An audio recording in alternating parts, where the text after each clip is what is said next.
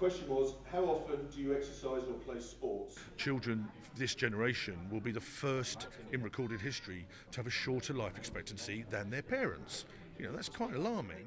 If you're inactive during early childhood, evidence suggests it can reduce your life expectancy by up to 5 years. Without being overly philosophical about it, we have a cultural problem with the body. We tend to think things too much in terms of intellectual aspects and things like that. And the body is much more just basically a piece of meat that makes us around the world. And the more we're learning about neuroscience and artificial intelligence and psychology, we're realising that the body is absolutely fundamental to all human functioning. I think it's everyone has to have a responsibility, and one of the shames about the modern world, particularly in the industrialised West, is that it's become more individualised, so people don't feel a responsibility. I think parents and teachers need to work together, they need to collaborate, because this is a shared problem. The reality is that children at school have one particular context of physical activity, but the majority of their time they're at home. So it's got to be both. And then at weekends it could be family and friends and so on.